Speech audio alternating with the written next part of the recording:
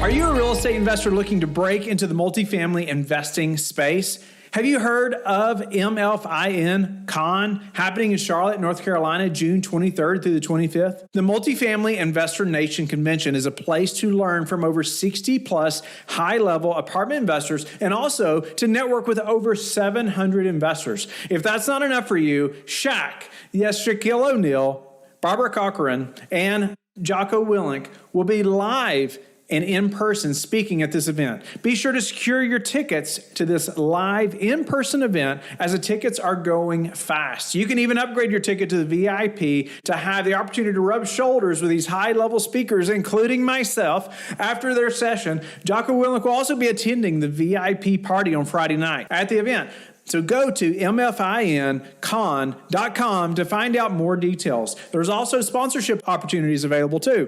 For details for this event and to purchase tickets, visit MFINCON.com. Use promo code LIFEBRIDGE to get $200 off your tickets. That's MFINCON.com. This is your daily real estate syndication show, and I'm your host, Whitney Sewell. Today is a highlight show that's packed with value from different guests around a specific topic.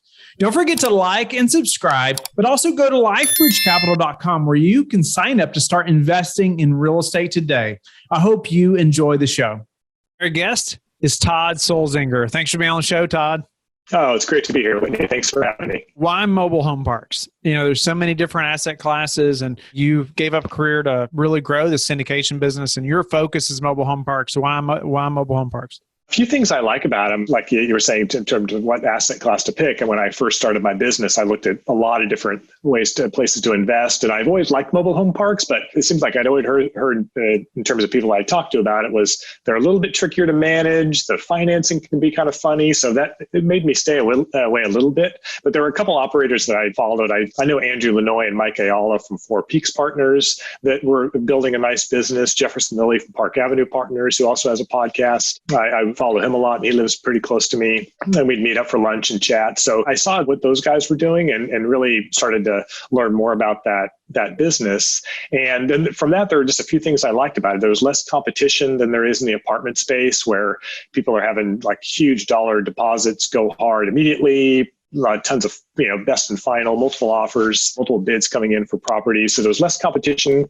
And I like the asset because it's recession resistant. At the affordable housing level, even if people are making, two people are making minimum wage, or one person even, that you can still afford to be able to afford to rent a mobile home or a mobile home park lot. So that was really attractive. And also because the industry is still pretty fragmented, that the ability to find better deals buying from I wouldn't say unprofessional, but inexperienced mom and pop operators, you can sometimes get great deals, and also get seller financing is much more common in this business than it would be in the apartment business. So what about just during the COVID-19 stuff? You did a couple deals last year. Now you're going through this pandemic and owning mobile home parks. And I don't think I've really talked to anybody about mobile home parks, since all this has happened. And so I'd love to just hear just about some performance, or how you've done things differently. We've talked a lot about multifamily and different things about managing them and things different management teams have done to help tenants and whatnot. But highlight a little bit on, or as much as you can, are willing to, about mobile home parks and how the management side has changed, or anything during the COVID stuff. Yeah, well, we have had some issues with collections. We did have some of our residents their jobs were affected by COVID. So as soon as that happened, we sent out a letter to all the tenants who hadn't paid to say, if this was related to the pandemic and you lost your job, you just need to get proof from your employer and we'll work out a payment plan. If you're not responding, then we'll just kind of carry on with the eviction process. Now, in Georgia, where these parks are that I'm talking about, the courts were closed for eviction, so a lot of that was put on hold. So, but we just tried to have as much communication with the residents as possible to say, hey, if you've been affected, let us know. The more you kind of tell us what's happening, the easier it is for us to work with you. And then in terms of showing people homes to potentially live in, because we rent out a lot of our homes that us as the park owner owns, that was challenging because we had to, our on-site manager couldn't always be there. She had to wear a mask. Obviously, we could only let one person in the home at a time, leave an application on the countertop. So that slowed things down a little bit. So we had to make some adjustments. Wow. So, and you are in Northern California and your mobile home parks are in Georgia. Is that right? Yeah. And so, managing that through this time too, it's probably not as easy to travel there, and you may not have wanted to, to travel that far during all this time. But so what were some keys to being able to manage those and just make sure things are happening as they should? Well, we started doing video calls, either a combination of Google Duo and Skype with the on-site managers. And, it's not as good as being there, but we just had the manager walk through the park with a camera and scan around if there was someone to get a close up on. So myself and the property managers were on the call and just tried to slowly kind of walk our way all the way through the park, inside some of the homes. So while it's not as good as being there, doing the video calls is the next best thing. What do you see for your business, say, over the next 6 months? After this pandemic and all this stuff, do you see more deals? Do you see, just sitting back for a while? What's kind of your game plan? Well, I've got these parks in Georgia and another one in Tennessee that I'm in the process of putting together a syndication for. And so, once that's closed, I'm going to be out looking for another deal. I'm going to be, definitely careful about in terms of, kind of where pricing's sitting, because there's going to be some sellers that are not going to be in a hurry. They're just going to ride it out and keep their price at what it is and just wait until things turn around. Other sellers are going to be more motivated. In addition to my syndication business, I do consulting for the property managers that actually I hired to help me with my parks. And they help people that just want to buy parks outright, help with due diligence and the whole purchase and turnaround process. So that side of the business has actually been pretty active. There's a lot of buyers out there, whether it's individuals, other syndicators, family offices who are actually looking like right now to get into this business and buy parks. So what's been the hardest part, Todd, for this syndication business journey or getting into this business for you? Probably being patient.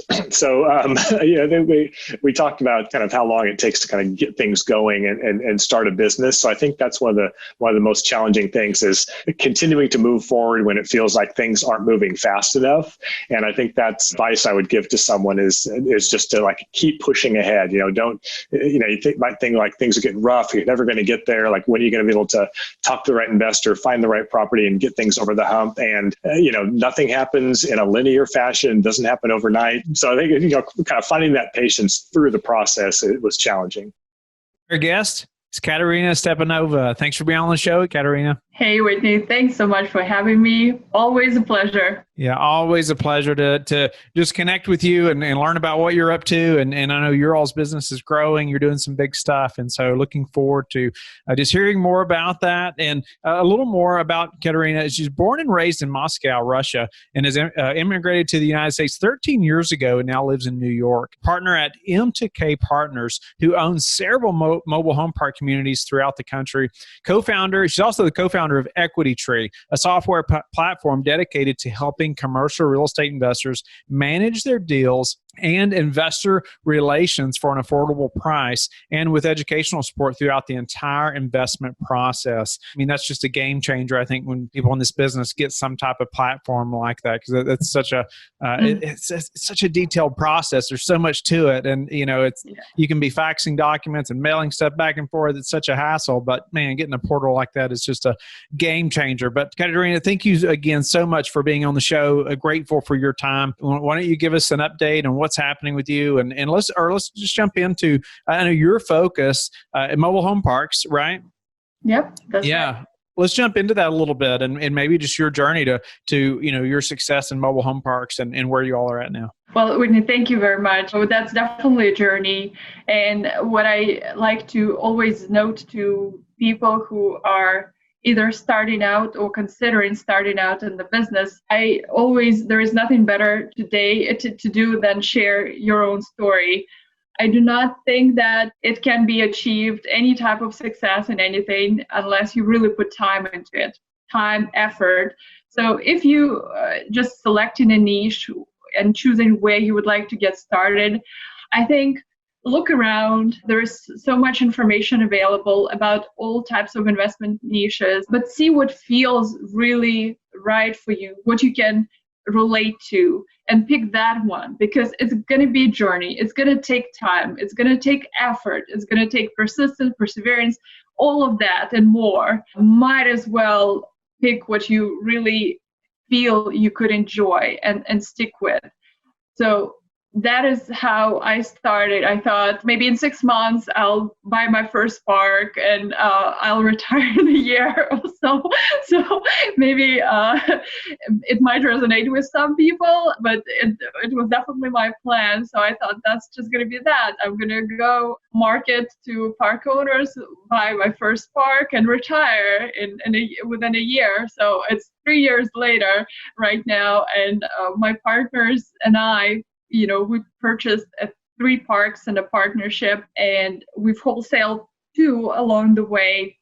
We now prepare to sell one of the parks, as it was always the plan, the smaller one that we own. But I can tell you this, nothing is fast and nothing is going to happen as you plan it, because this is a business like any other, and this is very much a living, breathing organism.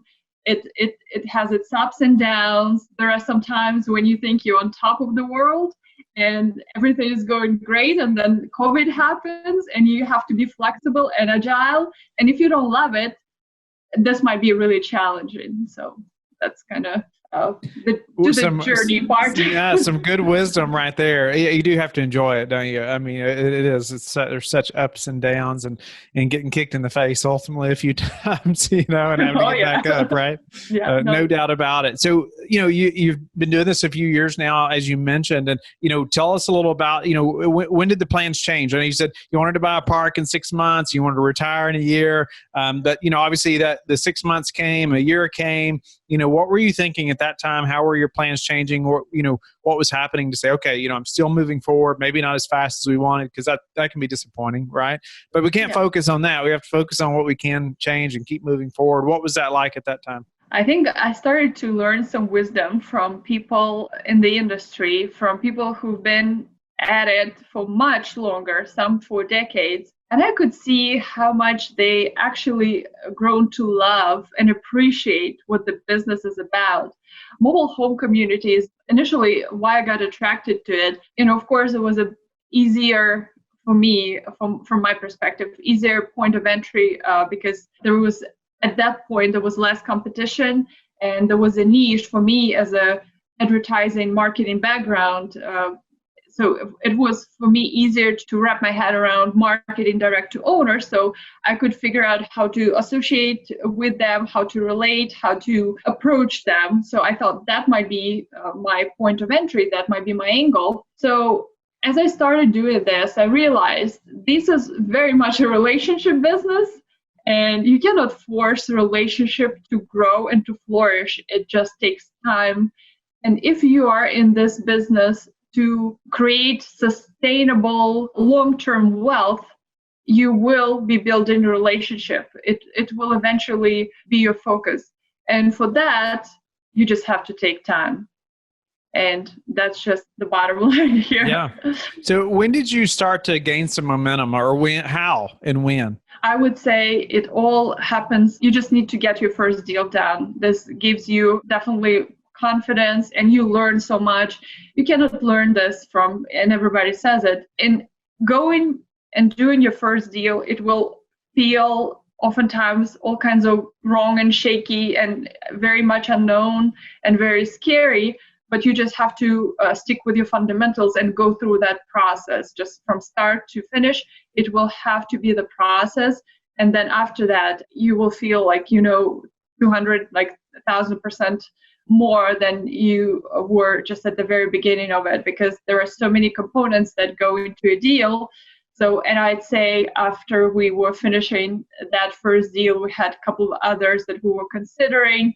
And then we also learned how to discern really good deal at somewhat good deal, but maybe doesn't worth our time. And for me, being part-time, so to speak, investor, still having my full-time job, we simply cannot afford going into okay deal or just simply good deal. We need a really, really good deal, a really great deal for us to make it count. So that's became our focus. We just really learned on the first deal and in the process of doing due diligence on others, what is a really great deal, how we can really make the biggest impact for our business. And from that, I guess the next deal became, as we see it, and so far today it has been performing really, really good, as exactly as we thought it would, and even better. So this is the kind of deals we decided to focus on, and those take time. Those take time to find. So you mentioned, like working full time and while making all this happen, and it's not easy.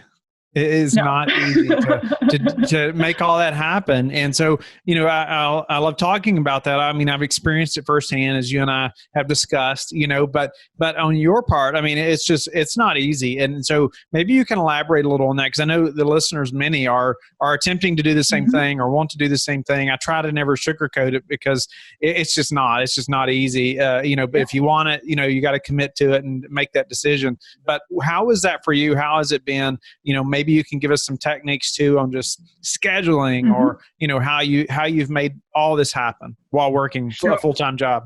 I think this is one of the things that where you have to exercise patience. You have to exercise patience and simply have a schedule and exercise control over what you can control, and just let it go when you absolutely cannot help it. So for me, it was always, as again, background in project management and advertising, all the scheduling, and oftentimes I felt like I was airport control room when you're trying to maneuver all these planes so they don't collide. So very oftentimes I had this feeling, and you just make it work with preparing your week, looking in advance, and okay, so I have mornings, early mornings, Whitney knows very well, and you have lunchtime, and you have evenings. So schedule activity accordingly. Think what you can do early morning. You can probably do some prep work, strategize. Lunchtime, you could probably make some calls and you will reach some owners or brokers, whatever your strategy is. Evenings, again, you could do some calls maybe with investors, because investors oftentimes work as well. So it's a good time to connect with them after work. So you can make those calls then, and maybe do some research as well. So you can look at your week and see where you have pockets of time, and then just look at it, plan accordingly. That is the only way. You have weekends, see what kind of activity you can schedule there, but also remember, again, talking about exercising patience, you need to recharge your engines as well. So plan some rest and family time, because we all, most of us have, families, and we do need to make sure that if we on this journey, we include our family on the journey with us. So it's all about kind of being thoughtful, looking at your week in advance, and just scheduling important stuff. Thank you for being a loyal listener of the show. Please subscribe and share it with your friends. We want to help you become the passive investor you've always wanted to become, but also the operator you've always wanted to become. We want to be the number one resource for your real estate investing journey. But go to lifebridgecapital.com, where you can start investing in real estate today.